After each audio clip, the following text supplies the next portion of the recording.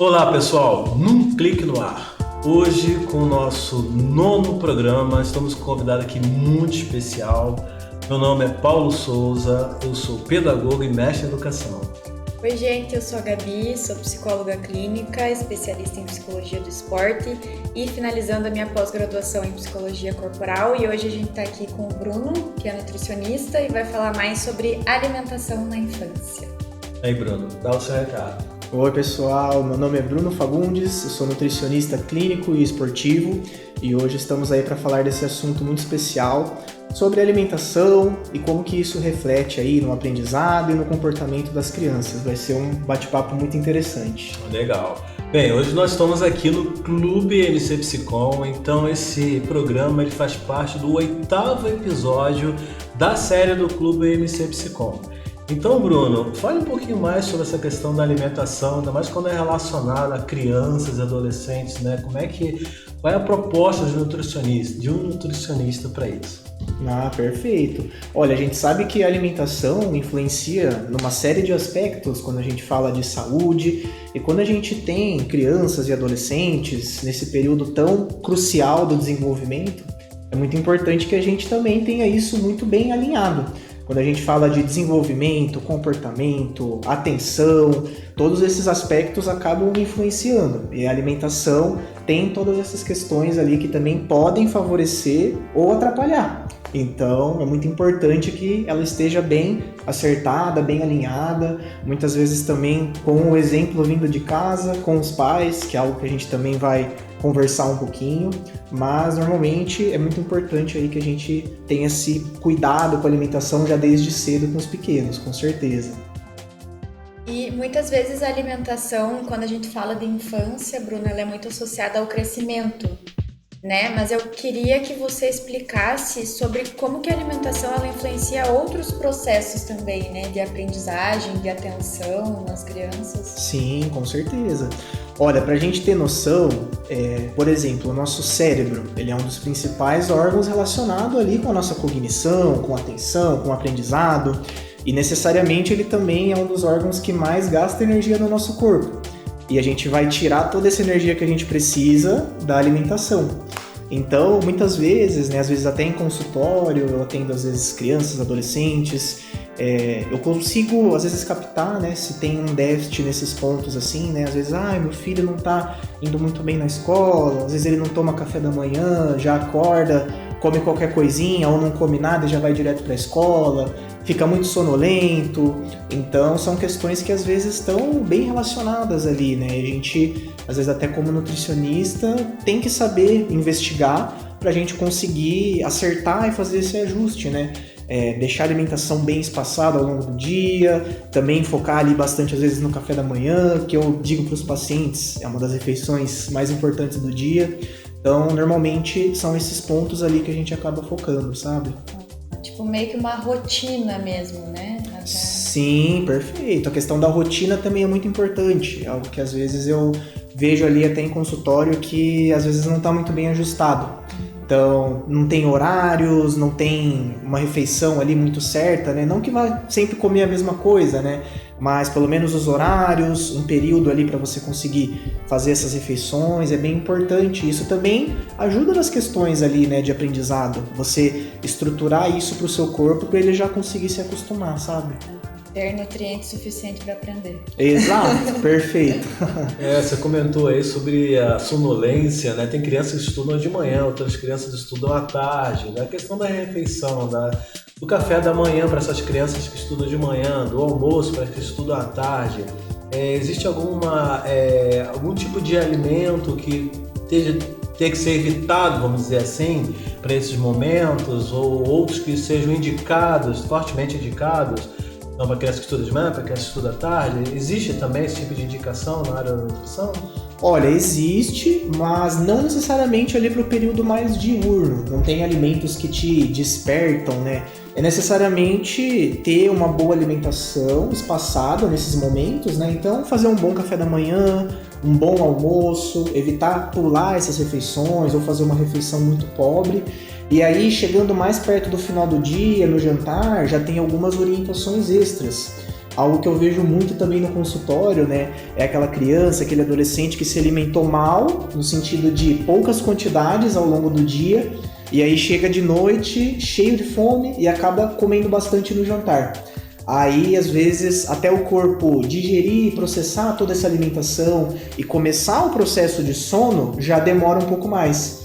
E aí já traz uma consequência ali no momento de dormir, de descansar, às vezes com menos horas de sono ou com um sono um pouco mais inquieto, não tem ali um descanso apropriado, e aí meio que entra num ciclo, né? Dorme mal, daí depois acorda cansado, aí já não se alimenta durante o dia bem de novo e vai repetindo isso, sabe? Então, não necessariamente o sono e a alimentação estão diretamente relacionados, mas esses pequenos cuidados ali, né, podem ajudar a gente ter um sono e um descanso melhor para conseguir ter mais foco, mais atenção, mais concentração e refletir positivamente ali no nosso dia. E tem uma questão, Bruno, que eu penso muito, mais de um viés psicológico, mas você como nutricionista vai poder dar a tua perspectiva também, que a gente vive em um mundo hoje onde existem muitos adultos que estão vivendo nessa perspectiva de restrição, né, em relação à comida, e muito potencializado por rede social também, né, muita gente passando, come isso aqui para você ficar desse jeito. Como que você percebe isso podendo impactar as crianças também, né, esse modelo mais restritivo? Sim, com certeza, eu vejo bastante isso acontecendo também, sabe? Porque quando a gente fala de crianças e adolescentes também, até uma certa idade, é um período que a pessoa está se desenvolvendo e isso necessariamente reflete num gasto energético maior. Então, é esse momento que a gente precisa se alimentar com extrema qualidade. Quando a gente fala qualidade, não é só alimentos saudáveis, mas também as quantidades. Então, dizem muito isso, né? A criança tem bastante fome, tá sempre comendo, mas é justamente por ser um período que a gente precisa muito dessa energia. E aí, às vezes, a gente acaba tendo esse contexto que você comentou, né? Pais que, às vezes, já estão numa dieta um pouco mais restrita, ou tem esse contexto de uma restrição ali na dieta, e aí já, às vezes, até impõe isso direta ou indiretamente para as crianças, para os filhos.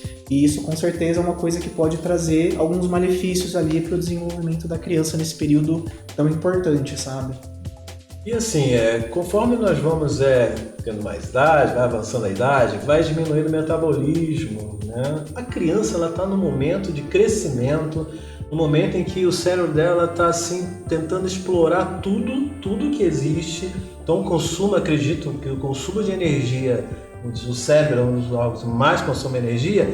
Nesse período da infância, da adolescência, acredito que consuma muito mais em função disso, né? Da questão de estar, tipo assim, pega tudo, né? Tudo que vem, a criança quer entender, quer descobrir. Então o cérebro está ali em processamento muito rápido e o próprio crescimento, né, também exige bastante alimento, né, para que possa realmente nutrir o corpo para que ele possa se desenvolver. Sim. Então é muito importante mesmo o que você falou a respeito da questão da alimentação também no dia anterior, né, na hora antes de dormir. Sim. Né, que é muito importante também, não é só no dia, né, o café da manhã, como eu falei anteriormente, ou o almoço, mas o que vai, qual o tipo de alimento na noite anterior daquele dia.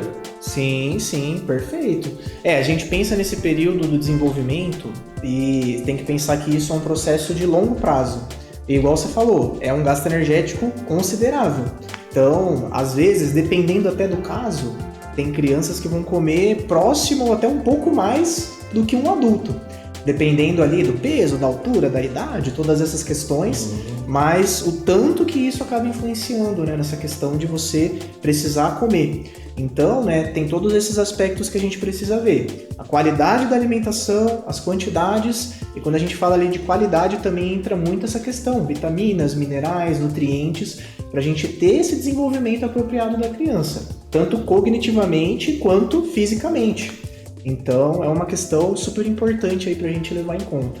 Isso impacta também no humor? Impacta, com certeza. Quando a gente fala de humor, a gente tem uma coisa muito multifatorial, mas com certeza a alimentação influencia. Por exemplo, uma criança que come pouco, com certeza ela vai ter um humor muito pior do que uma criança que está bem alimentada. Às vezes ela vai estar mais inquieta, não vai conseguir se concentrar, não vai conseguir prestar atenção em algumas questões.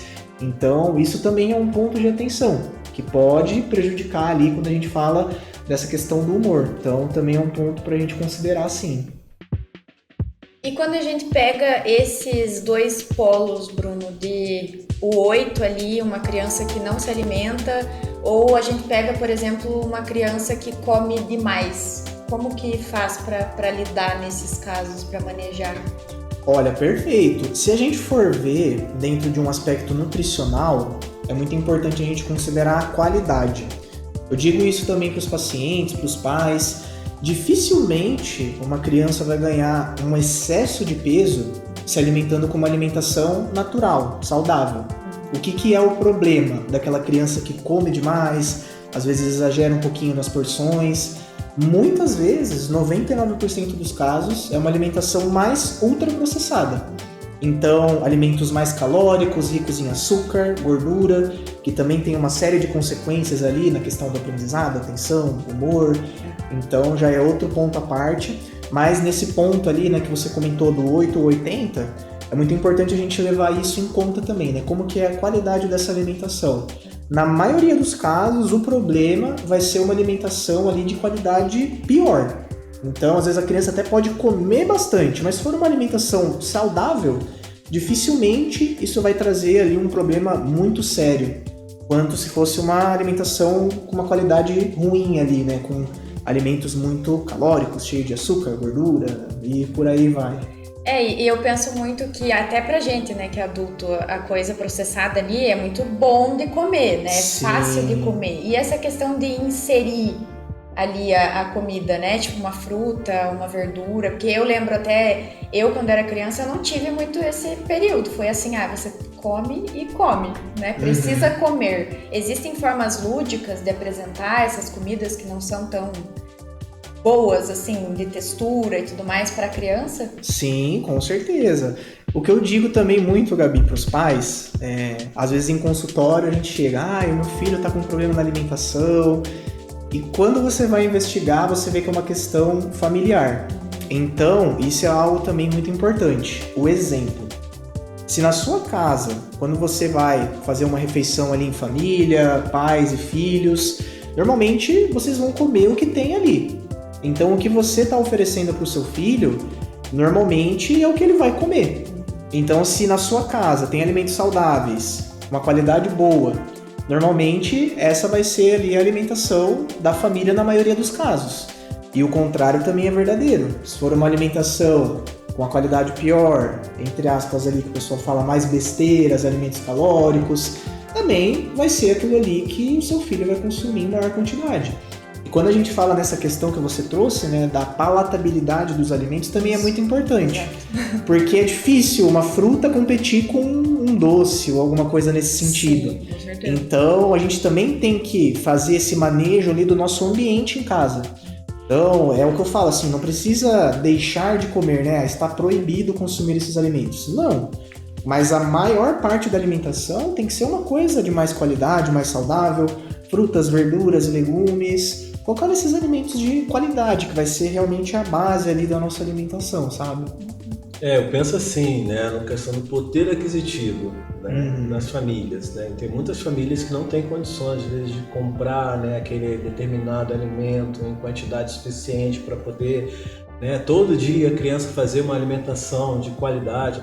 Só que, por outro lado, também, aquela família que tem bastante poder aquisitivo, tem condições, pode também está assim, proporcionando, né, uma alimentação não tão boa como se imagina, né, para a questão dos processados. Então, isso não está tão diretamente relacionado, no meu modo de ver, com a questão do poder aquisitivo. Está direcionado para aquilo que realmente vale, né, ser dado para aquela criança, né? Como você disse, né? Uma fruta, então incentivar em casa, né, para que a criança, né, coma mais frutas, né? Comer a banana, né, que é uma coisa que antigamente falava que as coisas tinham um preço de banana, e a banana não está tão barata assim hoje em dia, sim, né? Infelizmente. Mas vamos colocar que a banana seja algo mais acessível, né, para quem toma outras frutas, né, frutas de época, né, que são mais acessíveis, outros alimentos mais acessíveis para todo tipo de criança, né? Seja ela com poder alto ou baixo, né, aquisitivo. Perfeito. Quando a gente vê na indústria alimentícia hoje, ela usa de várias artimanhas para baratear os alimentos.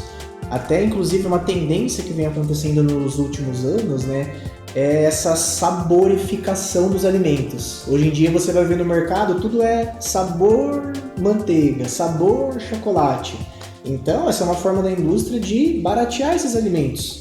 E a indústria sempre vai favorecer isso.